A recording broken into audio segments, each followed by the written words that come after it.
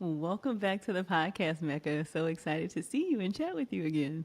Likewise, Dr. Joy. It's always a pleasure to be a guest. I feel like we're having like our annual meeting. Exactly, our annual catch up to see what's been Yes, happening. yes. So 2025 has been quite the year. Oh boy, What yeah. has, right, like deep breath, everybody. What has life been like for you as an astrologer this year? And are there any like themes? Like, what kinds of conversations have you been having with clients?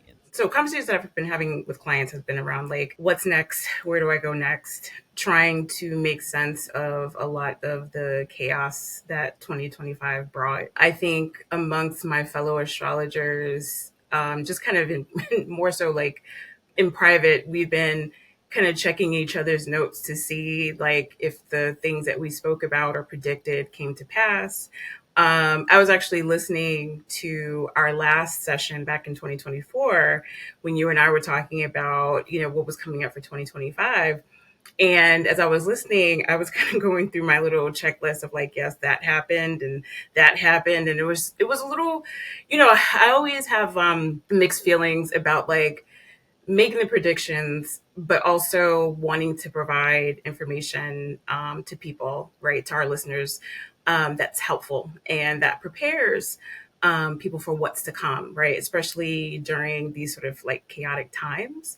But at the same time, I think one of the things that came up for me, both in talking to clients and also just being an astrologer and just what my work encompasses, I think astrology is not just about like making the predictions and saying like what's coming up, but also kind of like a form of record keeping. Mm. Because especially given that we are now in a time where there is a lot of erasure happening, right? For Black women voices, Black women's work, and a lot of gaslighting that's taking place, right? From the government, from the media, from celebrities, even that are telling us that everything is fine and that everything's okay when it's not, right? So I think that a big chunk of my work has not only been helping people, like supporting my clients and supporting people in terms of like navigating what's going on, but also just to affirm it and say, like, yeah, like, you're feeling what you're feeling for a reason.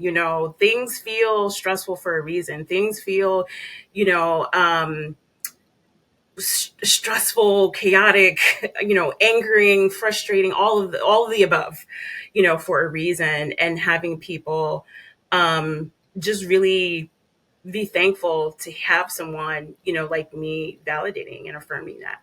Mm-hmm. I love the way that you're kind of framing that, right? Because I think sometimes, people have conversations around astrology and it feels frivolous and it feels like, okay, what are y'all doing? But to think about it as a record keeping, especially in the interest of making sure our lives and things are documented, I think is very powerful. Yeah, I think so. I think that it when I first started my practice over a decade ago at this point, I remember I named it My Life Created because I wanted to give people an idea of like being co-creators with the universe and not just kind of being sort of passive Mm-hmm. participants. And so I think that the way in which I practice astrology and I try to like incorporate it in my life or in my work is to show folks that like, we even though there are a lot of things that are going on that might be beyond our control, what can we do that's within our control, right? Like how can we be active participants, in our own lives, despite the challenges or the roadblocks that we might be facing. Yeah.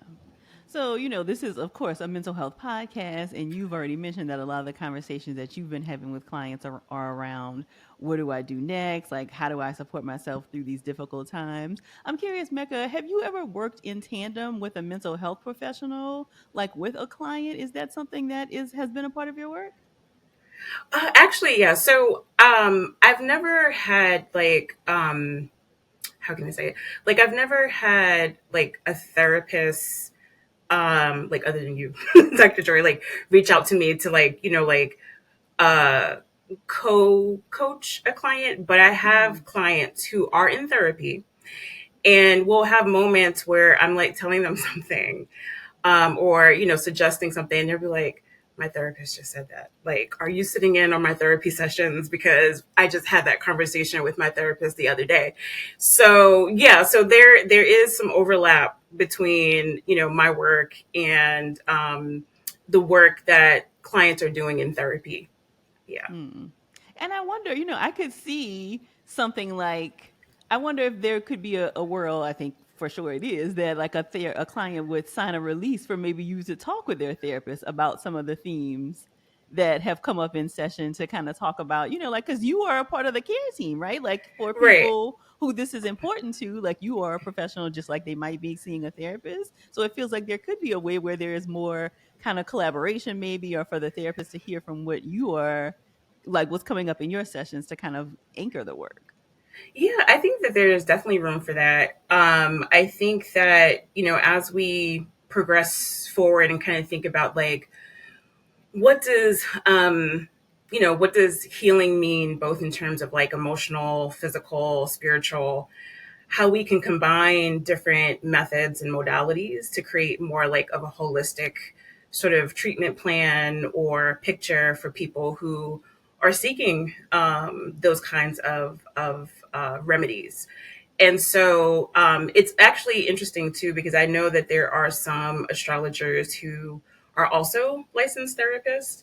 I've seen that before, and I've seen people talking more about like being interested in astrology, but also wanting to study psychology as well. And there's also been like, and this is more, I would say, like more modern astrology. There's been more overlap between like the psychology of human behavior and like how that translates or is manifested through the stars and the planets as well. So yeah, so I definitely think that there's room for both, and I think that there should be room for both. Yeah. Yeah, yeah. So you mentioned that you and some astrologer colleagues have been kind of doing some reflection, and as you're thinking about, what we're going to talk about today, is there anything as you were doing that reflecting that in 2025 came out of left field, even given what you have known about the stars? Oh, that's a great question. Was there anything that came out of left field? There's nothing that comes off top of mind at the moment. I would say maybe this is not so much the astrologer talking, but more me, Mecca, the human talking. I think that I felt the that sort of stomach drop of like, oh no, like what else bad is about to happen? Like each time the headlines were coming out about some horror, about some tragedy, about something that was going wrong, I think that I was going through the thing of like, oh gosh, not this. Oh, like just feeling the impact of that, of being just a human in the world and witnessing such great, pain and suffering. I think that that was something that really impacted me. Yeah, yeah. And I definitely want to get into going back to our previous conversation to say, like, okay, how on point were we from our conversation last year? But I also kind of generally want to talk about, each of the signs falls into, they belong to one of four categories, the elements. Hmm. So fire, earth, air, and water. And I want to have you talk about, like, what each element represents and, like, what was the general vibe for each element in 2025. So we can start with the fire signs. Yeah, so fire signs, what's that? Sagittarius, Aries, and Leo. Fire is playful. Fire is outgoing. Fire is creative. Fire is assertive. And so when we talk about for the fire signs this year, I think the fire signs were a little bit more muted than usual. And that was because so Sagittarians, we were getting beat up by by the Virgo and Pisces eclipses, and Saturn and Neptune and Pisces. So whenever Saturn is around, Saturn tends to like make you more serious and make you a little bit more reserved, right? So Sagittarius are known for being very outgoing and kind of like the life of the party. And so, between those eclipses and that Saturn Neptune story, I think a lot of Sages were just kind of like, didn't really have that get up and go that we usually have. And then Aries, Aries also got a taste of Saturn this past year as well. Um, or I should say this year. I'm already in 2026. I'm like, where am I? Yeah, so Aries also got a taste of Saturn because Saturn was in Aries for a few months this year. And so that might have made Aries a little bit more reserved, a little bit more reflective, a little bit more cautious, because Saturn, teaches us, to slow down, and also teaches us the power of no. And then for Leos, Leos have been dealing with Pluto and Aquarius. So like relationship stuff has definitely been big on Leo's mind of like, it's not just about you, Leo. You have to share the spotlight. You have to make some room, So I think that was the theme for fire. The next element would be Earth. what? Air, Earth. Mm-hmm. So Earth, that's Capricorn, Taurus, and Virgo. So Earth, I think Earth signs were faring a little bit better. With some exception, I put an asterisk next to Virgo because Virgo was also being heavily eclipsed and affected by Saturn, Neptune, and Pisces story. So all the mutable signs, which would be Sagittarius, Virgo, Gemini, and Pisces, have been eclipsed. So when you're eclipsed, essentially it means that your life is being changed in like major ways. And sometimes the change can be good, sometimes it's not so good, but ultimately it's supposed to help, with your personal evolution, your personal development, your personal growth. But as far as the earth signs are concerned, I think they were having a little bit more support from that Virgo Pisces energy because Pisces is water.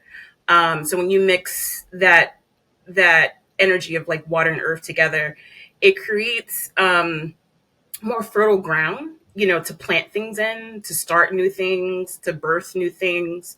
So I think they had a bit of a better time than us fire signs did. And then air signs Mm-hmm. would be Aquarius, Gemini, and Libra. Um, I think it was a bit of a mixed bag for the air signs. So air is connected to like communication, ideas, people. Air wants to circulate, right? So we circulate in terms of meeting and mixing and mingling with people, circulating ideas, um, learning new things, information, right? That's a big thing with air. And I think for Aquariuses going through that Pluto and Aquarius, they're undergoing a big personal transformation and just kind of like thinking about like themselves and looking at themselves differently. Gemini also was visited briefly by Uranus this year. So we had Uranus and Gemini for a few months this year. And I saw a lot of Geminis challenging a lot of like old things, that like old habits, old patterns, because Uranus is a planet that pushes you to change, and sometimes it could be very drastic change with Uranus. So that was really interesting. And then Libras were also dealing with Saturn in the relationship department, which is interesting because Libra is the sign that's connected to relationships. So they were also kind of going through maybe losing some friendships, maybe making some new friendships, relationships, partnerships, those kinds of things being challenged and tested. So yeah. Oh, and I didn't mention, I know I talked a little bit about earth, but I didn't mention what earth represents. Earth is about stability and security. Earth is connected to like our material world, right? For everything that you can touch, taste, see, smell, financial security. A lot of times earth signs are associated with like hard work and discipline because they have a lot of patience and endurance, to keep going. So yeah, I wanted to double back on that. And then last but not least, would be the water signs. Mm-hmm. And that's Pisces, Scorpio, Cancer. So I would say that they also probably had a little bit of a better time than the air signs and the fire signs did, because we had a lot of support for Piscean energy. So a lot of Pisces, even though Saturn was visiting them, I think it helped them to kind of advocate for themselves more, because Pisces are known to be very like forgiving and understanding. And I think that Saturn being in that sign really helped them to kind of grow more of a backbone, learning how to say no without feeling guilty, recognizing they didn't have to rescue everyone all the time. For cancers they've had Jupiter in their sign since June of this year. So when Jupiter comes to visit you, Jupiter can often bring new opportunities, opportunities for growth, success, for even recognition, like public recognition, or sometimes fame, depending on the kind of work or the kind of path a person is on. And then Scorpios. I think Scorpios, because of that emphasis on Cancer and Pisces, also felt some support there. But Scorpios are also dealing with Pluto and Aquarius too. So I think for them, it might have been a little bit of a mixed bag of like new things coming in, but also like having to let go of like having to challenge some of their fears, because sometimes Scorpios can be very risk averse. So the theme, it was very water and earth heavy. We had some fire and air around like the spring and summer, but around that was also like a lot of water and earth. So we had a pretty we had the spectrum, I would say, for this year. I think in terms of the theme, what I saw just across the board was this sort of battle between the old, like letting go of like what feels familiar, like overly familiar, being pushed out of our comfort zones, having to let go of old habits, things that just don't work anymore, and really having to embrace change and really having to do things new, even if we didn't know that the new thing would work. Right. So I think we saw a lot of that. And one of the things that comes to mind is I'm thinking in terms of just like collective stuff, global stuff, politics. Here in New York City, we just got a new mayor who's going to be taking office in January. And that was, it's a local election, but, it reverberated across the world, because here you had this, young upstart, so to speak, who came in and challenged, the establishment and won, right? And gave people hope, but also all of us, especially those of us here in New York City, we were all like holding our breath, like, is he going to do it? Is it going to be, it was very like we were white knuckling it the entire time, and still, we're celebrating the wins. Like I saw, other seats that got flipped blue, in like Virginia and Jersey, even down in like red Mississippi. I saw that there were some breakthroughs there. And so it's like, we want people want new things. We're saying that a lot of the old ways don't work, but we're also having to really like keep putting one foot in front of the other, and still having to do that, even though we might not know that we might not succeed. I think that that's been some of the theme, like a large theme that I've seen this year. I appreciate you addressing that, because that definitely was on my list to ask about, right? So in addition to the New York race, we saw, the first female mayor in Detroit, Prop 50 passed in California. So it feels like all of that was really connected to this getting away from the old and like ushering in this new kind of age of what people are looking for in terms of politics. Yeah, totally. And I think that that's going to be a continuation for 2026, because so right now, we're as Mercury's currently retrograde now. There's like about 5 planets, I want to say, that's currently retrograde right now. So like as we go into 2026, like the planets will slowly start turning direct bit by bit. And so what's going to happen is like as we go into the first quarter of 2026, eventually Saturn is going to return back to Aries. Neptune eventually is going to follow and return back to Aries as well. As we go into the spring, we're going to have, Uranus going back into Gemini. So yes, because it's primarily the emphasis for 2026 is going to be primarily on fire and air. With the outer planets being in those signs. So really what that means is just like there's going to be a bigger push for something new, for something different, for something that we've never seen before, that we've never done before, even though we are still dealing with like some very old problems, problems that are like centuries old at this point. But people are going to want new solutions to those problems, fresh blood coming in, right? This is a time like, when we talk about like, again, New York City, or even just some of the elections that have taken place, right, over the past month or so, a lot of it was driven by young people, young people who weren't even engaged in politics, who were sort of, kind of apathetic, about it, right? And we saw them being like, no, like, we want something different because you're leaving this world to us. So, hey, so that's going to be, that's what makes me hopeful, about the future. That's something that kind of lights some of the fire in me of like seeing people getting excited, and wanting something new, and not only wanting it, but actually putting action to it as well. You mentioned that as we're recording, we have entered a new Mercury retrograde. We know that's always like a hot topic, lots of energy around that. How do you Yes. think people will look back on this final Mercury retrograde of 2025? Anything notable? So with this particular retrograde, it's actually happening between two signs. So the Mercury retrograde, it started out with while Mercury is in Sagittarius, and it's going to finish with Mercury being in Scorpio. So Scorpio and Sagittarius, they're two very different signs. Scorpio tends to be more serious, more kind of secretive, right? Whereas Sagittarius is a little bit louder.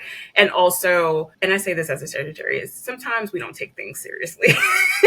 We're the goofballs, of the zodiac. And one of the things that I have been noticing, gallows humor, that's a big thing, for Black folks. Mm-hmm. Gallows humor tends to get us through some of the most challenging times. And I think that that's one big thing that I've seen, during this Mercury retrograde of like all these, and again, all these headlines coming out about all this really wild stuff, and people still finding a way to make, to find some humor in it as a way of coping, Mm-hmm. Yeah. And also, I think with this Mercury retrograde, revisiting some of the headlines that we saw earlier in the year, like for example, with the Epstein files, being brought back up, and that becoming a story yet again because people were trying to sweep that under the rug, and so that's come up again. And I think in terms of 2026, we are still going to be having eclipses in Pisces and Virgo, right? We're still going to have a couple more of those eclipses. But we're also going to be starting the eclipse cycle that's going to be falling in the signs of Aquarius and Leo. And when we talk about Aquarius and Leo and what those eclipses are tied to, I think what you're going to see, or what we're going to see, is more celebrities or like famous notable people falling from grace. Like we've already kind of seen that already, and that's partially because of Pluto being in Aquarius and kind of challenging some of those really powerful people, like everyday people, challenging some of those really powerful people. And I think we're going to see that fight between democracy and dictatorship, that still that struggle, that fight is going to continue to heat up. So the retrogrades, what they really do, especially with Mercury, is just kind of recall our attention back to something. So as we close out the year, we're going to be thinking about all the things that have taken place over this past year, and then thinking about like, well, how do we apply this information? How do we use this information effectively for the new year? So I want to revisit some of the things that we talked about when we talked last year. So Yeah. last year you predicted Jupiter in Cancer would bring us stability through rootedness in family, ancestry, and spirituality. I mean, when we look back at 2025, we saw explosions like Ryan Coogler's Sinners became a cultural phenomenon. The Met Mm-hmm. Gala had the superfine theme. Mm-hmm. Beyonce's Cowboy Carter. Do you Mm-hmm. feel like those were demonstrations of what you were talking about in terms of Jupiter? Yeah, absolutely. I think that there was this sort of emphasis on like returning to our roots, so to speak, like going back and taking nuggets from the past and like making them new, in a way. I think that also was also a contribution of Neptune and Aries as well, because Neptune is associated with like the collective ideal, the collective dream, and also art is also falls under that umbrella when we talk about Neptune.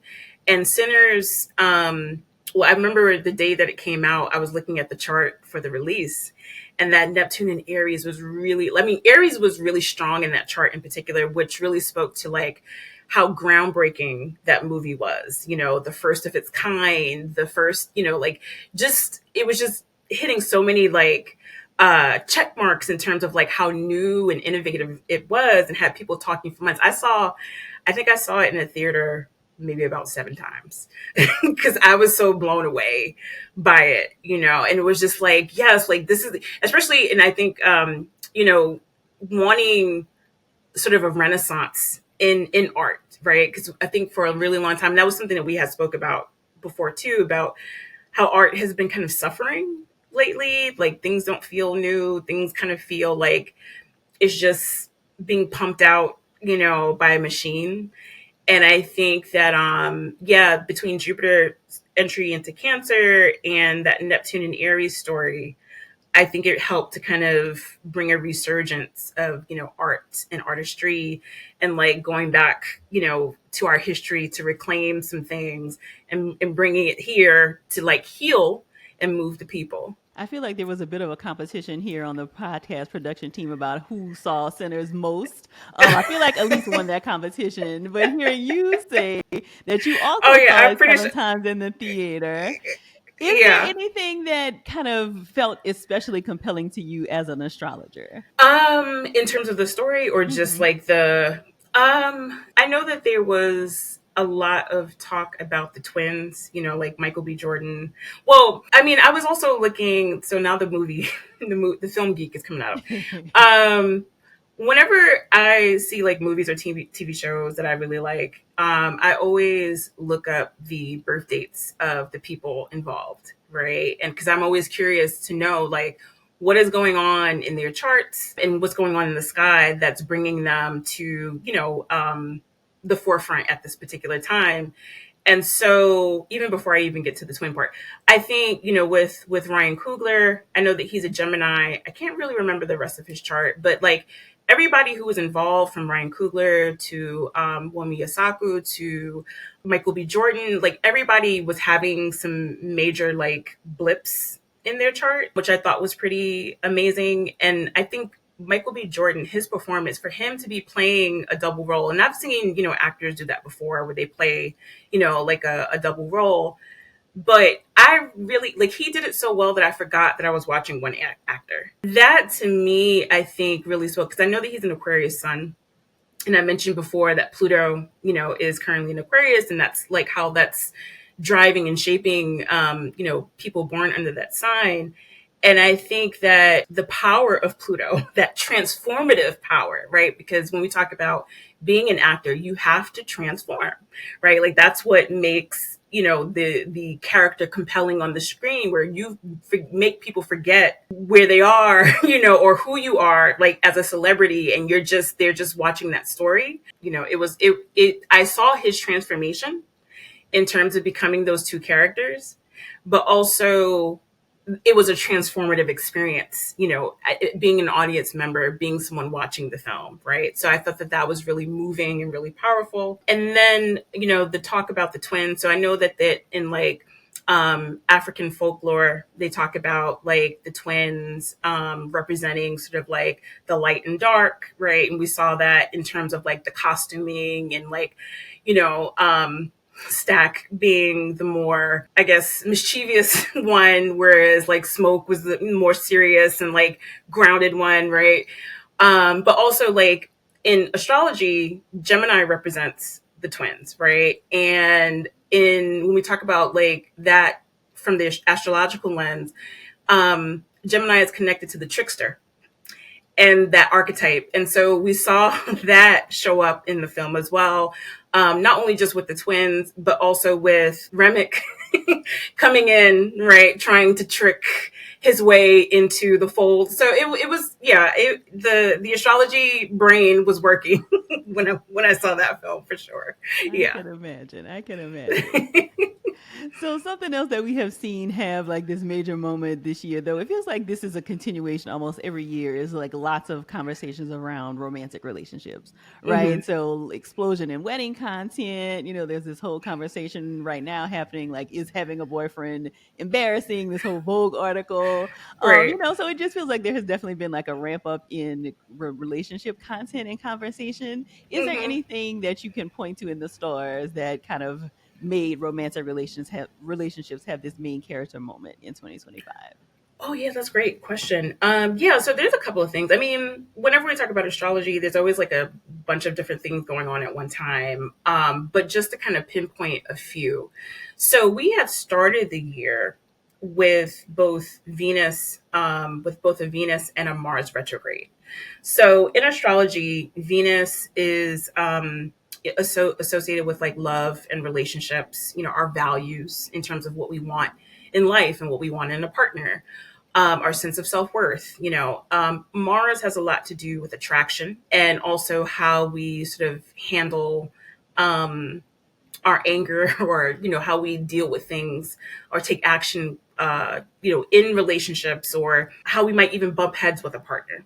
So when you have those planets retrograde, it's usually a time of reevaluating, what you want in a partner, what you want in your life. Does it make sense to be single? Do you even want a partner? Like all these things come up, and also like with Mars retrograde, sometimes it can kind of like fizzle out like sexual attraction. We might be like, I wanted this, but now I don't want that. All these kinds of things come up for review.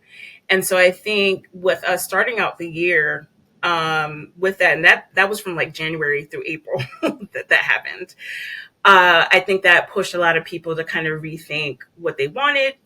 And then when we got to Jupiter entering Cancer, and Cancer being a sign that's connected to home, family, emotional bonding, how we want to feel in connection to other human beings. I think that also put an emphasis of people wanting to grow together, wanting to grow a family, wanting to build a home together, wanting to get engaged, wanting to get married. And then, when we talk about commitment, Saturn is the planet that's often associated with commitment in astrology.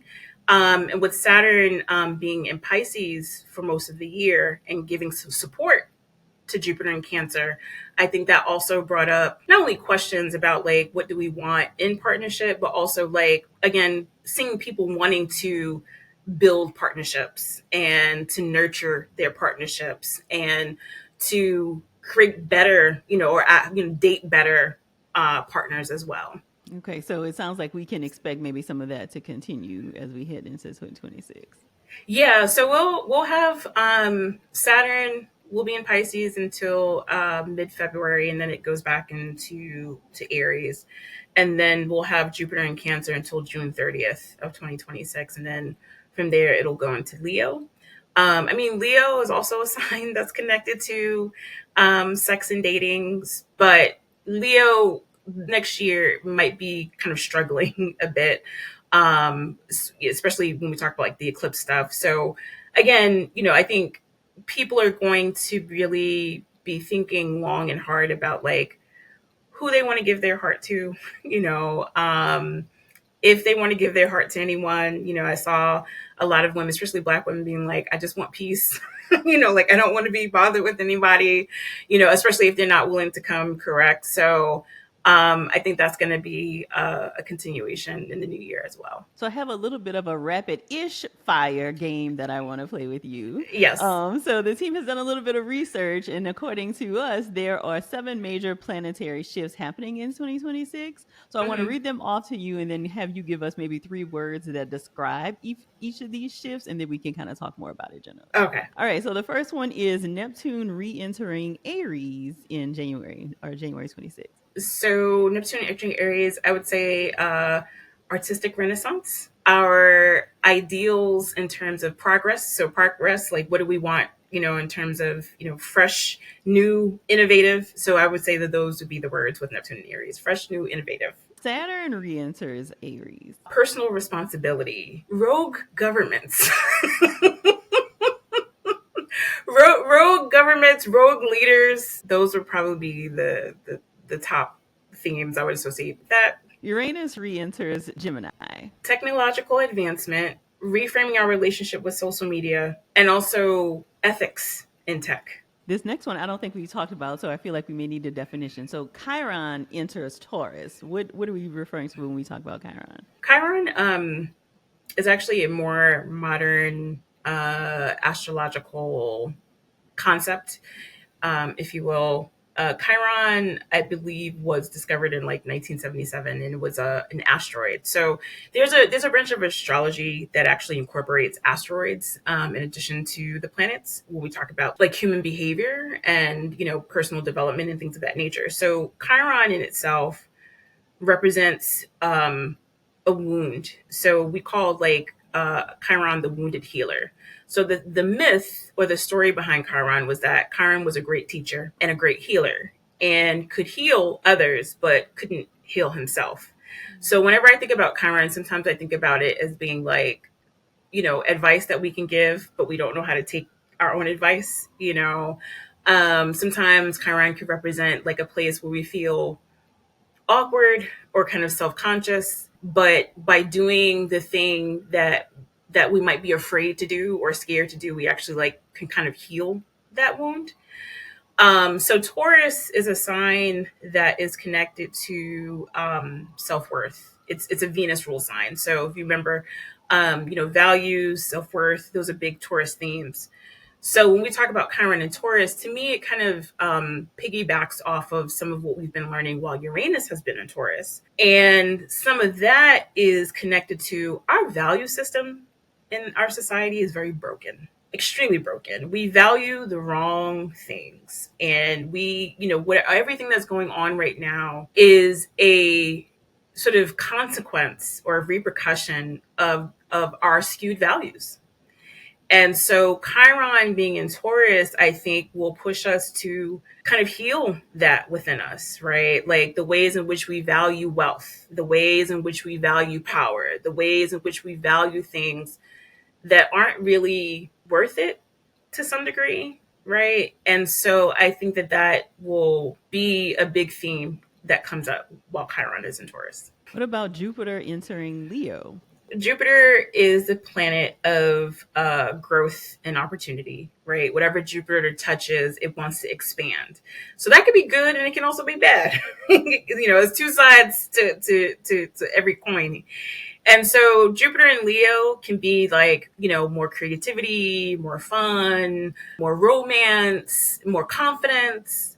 But it can also be more of, more ego, excess, overindulgence, me, and all that, that comes with that. So it can be it could go two ways. Okay, what about lunar nodes entering Leo and Aquarius? So the lunar nodes, that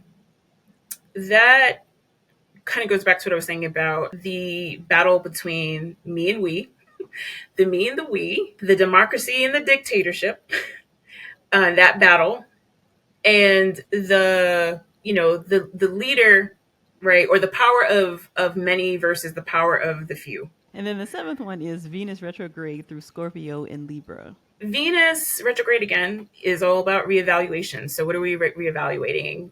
We are evaluating our relationships, intimacy, and our relationship to power, right? Because Scorpio is power. Scorpio is also connected to intimacy, and Libra is relationships and how we connect with each other. So Mecca, of these transits, which one has you most excited, and maybe which one has you a little nervous? Oh gosh, most excited. I kind of hope that Jupiter in Leo brings back a little fun. I'm a Sagittarius. I'm a fire sign. I also have some strong Leo in my chart.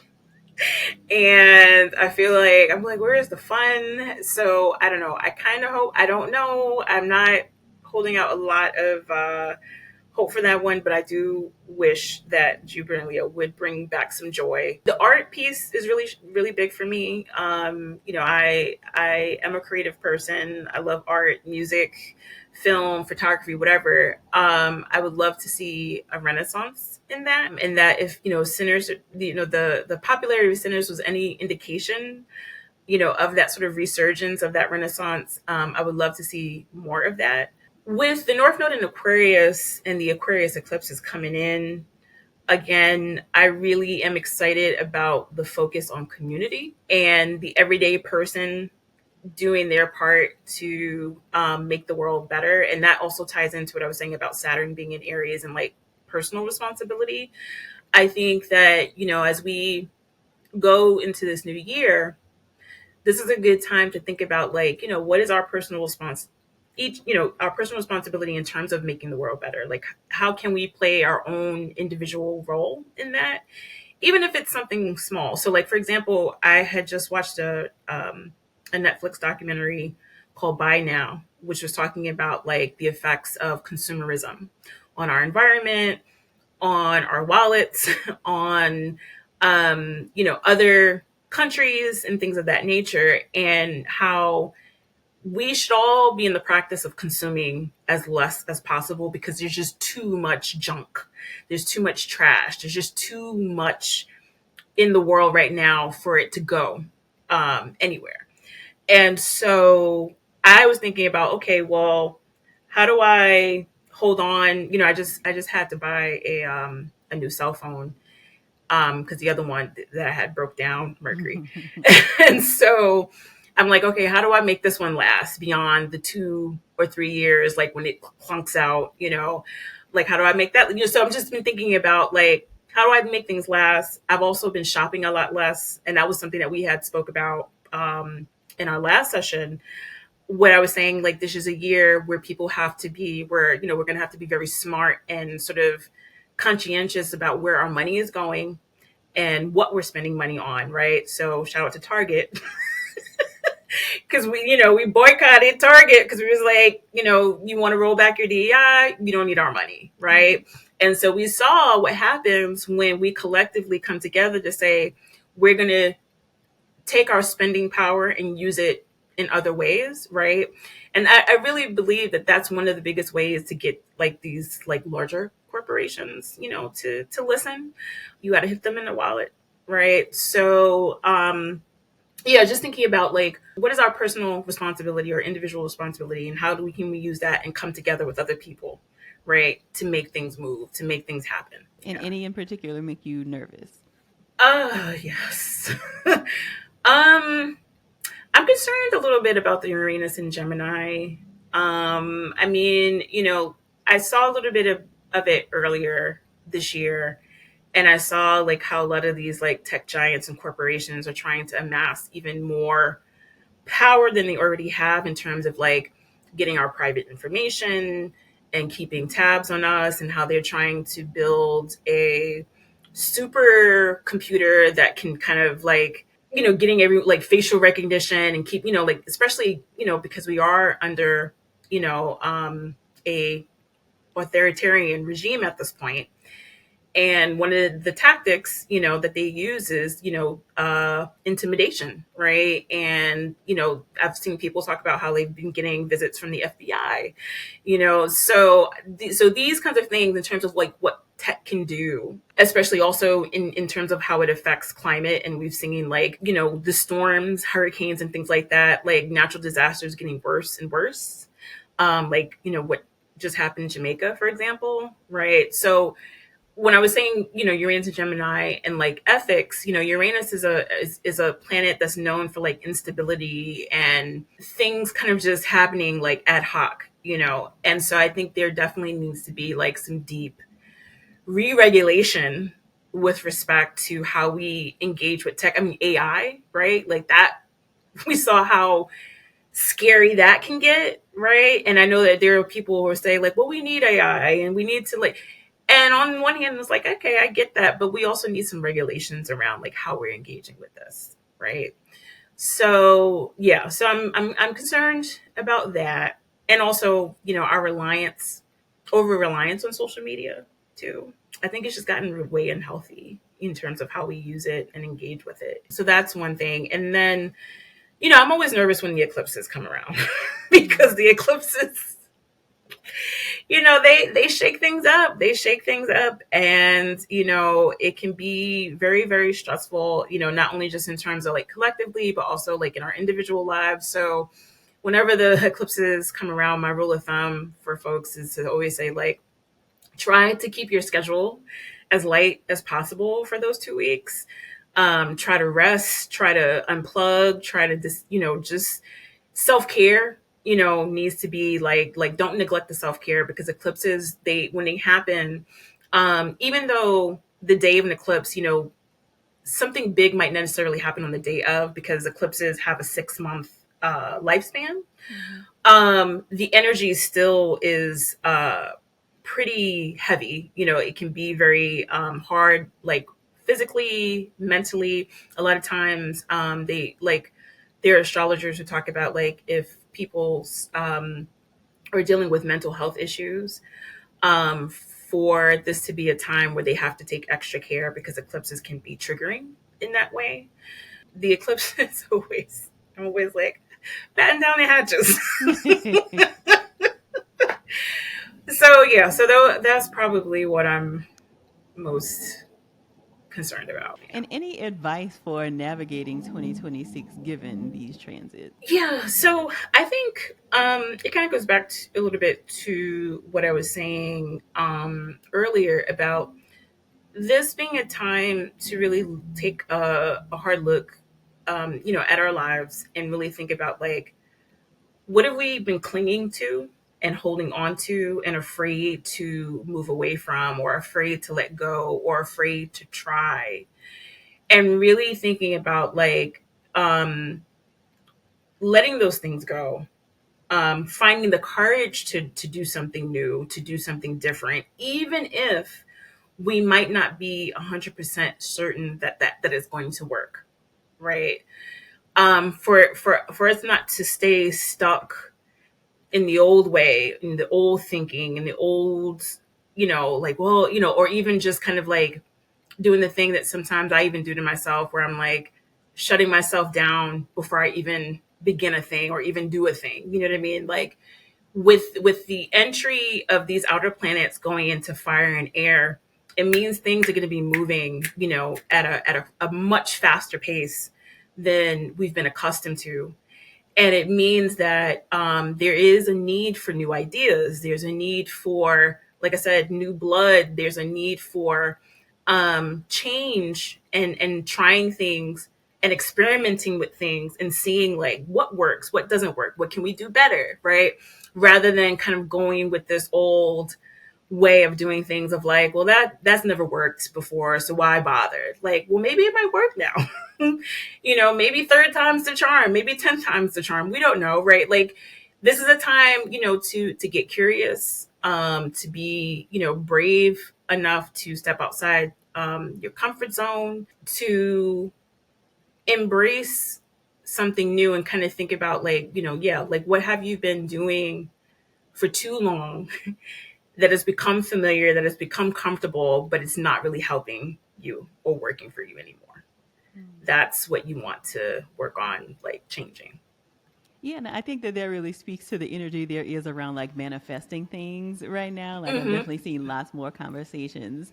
Are there any of these transits that lend themselves nicely to like doing a lot of manifesting or trying to bring some of these new things to life? Yeah, so I think that I mean, I know Saturn gets a bad rap in astrology, because Saturn, like I said, makes us get real. Saturn is a reality check. Saturn sobers us up, so to speak. But Saturn is also useful. Like, we need Saturn to figure out, like, okay, I need to cut this out. I need to be done with this. I'm ready. This needs to be a hard no, in order to figure out what your yeses are. Right. So, working with that Saturn in Aries, it could also be, like I said, working with Neptune as well.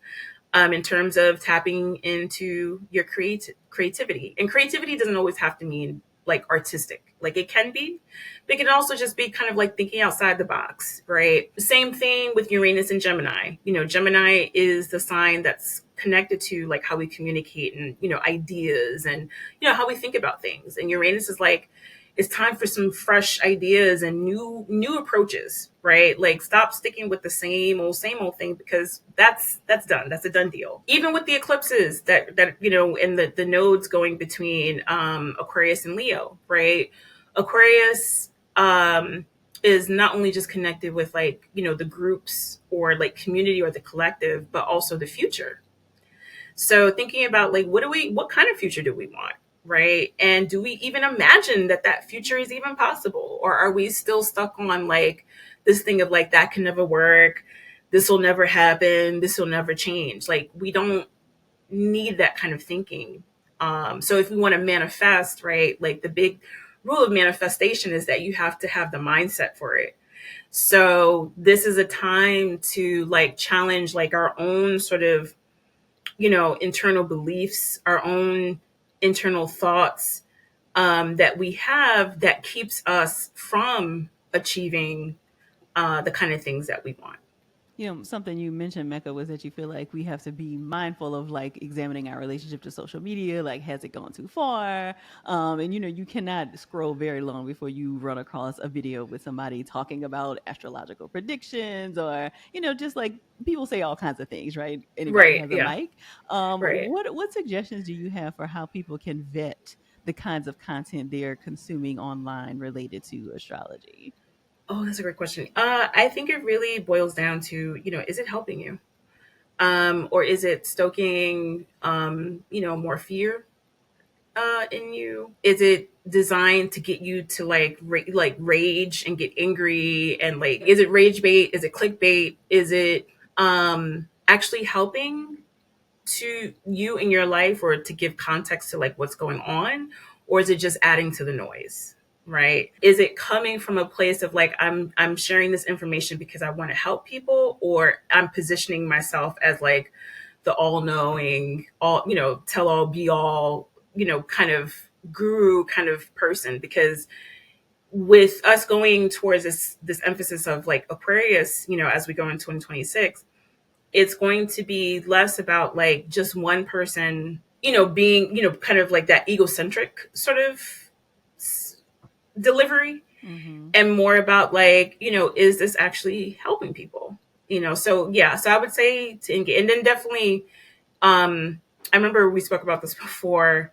I haven't seen it as much lately, but you know, just being mindful of people who prey on your vulnerabilities, you know, who want you to buy a reading or want you to, you know, spend money on something because they're making, you know, they're speaking to an insecurity, or they're speaking to a place where you're feeling vulnerable right now, you know, to like pause, you know, like making sure that you take your time. Like if you decide to work with an astrologer or you're following anyone or whatever, but just giving yourself a time to check in with your own intuition and seeing if that there's an alignment there. Because if there's not, chances are that that's probably not a person that you should be absorbing their content.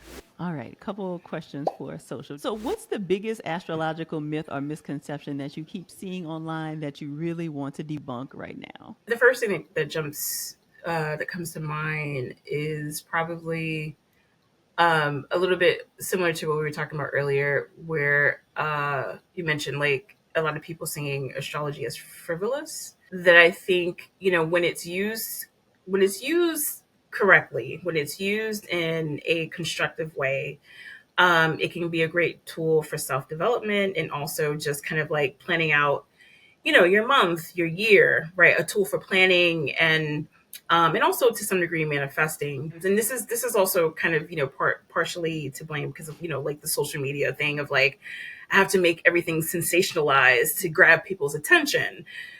That, you know, I think astrology has gotten a bit of a bad rap because, you know, if something major happens in the world, there's people who use astrology to kind of explain it. And it's really difficult to talk about these very nuanced, complex things, you know, in such a short amount of time. And so I would say, like, I don't know if it's necessarily a myth, but just like to let people know that like if they're seeing these sound bites, or these clips or these, these reels or whatever that is trying to discuss really complex themes and using astrology to do that, that you're probably not getting the full story. And it requires a lot more, a much deeper dive, a lot more care, and a lot more time to really explore like why a thing is a thing or why something is happening at this particular time. We have to be very careful of like that sort of like microwave version of astrology. Okay, I want to read off each of the zodiac signs, and you tell me what is their superpower they can lean into for 2026. Okay. Okay, what about Aries? Discipline. Taurus? Tauruses are really good at creating ease for themselves. So leaning into that, leaning into, because there's a lot of hard work for Tauruses to do. So leaning into the ease, What about Gemini? the curiosity, and open mindedness. Yeah, because that Uranus coming in is going to challenge Geminis and everything that they thought, or might have done before. It's like nope, it's time to pivot. So yeah, the curiosity and open mindedness. Cancer? It's twofold. So we need that mama bear protective energy of Cancer, the Cancer that's willing to fight for those and what that they love. And we also want the tenderheartedness, like that nurturing energy, because we already have enough toughness in the world, and we need some softness now. Leo? Generosity. Yeah, Leos can be very generous. So I would say lean into to that generous nature. Virgo? Being judicious, picky. This is a time for Virgos to be picky and selective about what they're giving their time and energy to, because they're finding that they don't like their bandwidth is not the bandwidth isn't there. So yeah, leaning into that. Okay, what about Libra? Fairness, their need for wanting things fair, because it's a twofold thing. So one is like being able to advocate for themselves and exercising their boundaries, but also I think Libras are also really good at helping other people, and people need help right now. Scorpio? Their ability to spot the BS for Scorpios are very perceptive, so they're using your powers of perception are going to be very, very helpful for you over this next year, especially, like I said, living in a world where people are trying to tell us that we don't see what we see, that, everything's fine. Scorpios are really good at like getting to the heart of something and like pulling back the curtain. I'm a big believer sometimes moving in silence. When you got to move in silence, especially for Black women, like with a lot of attention, and unwarranted attention being on us, unwanted spotlight, being able to move and navigate in silence, not letting people know what you're up to all the time. I think that's going to be helpful. Sagittarius? Lean into your optimistic nature. Yeah. A lot of people, Sagittarius included, our faith, our hope has been tested.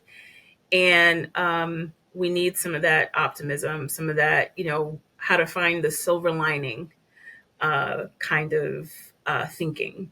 So, lean into that. And the being able to think big picture, and inspiring other people to do the same. Capricorn? Capricorns are very strong people. They know how to endure. They know how to hold the line.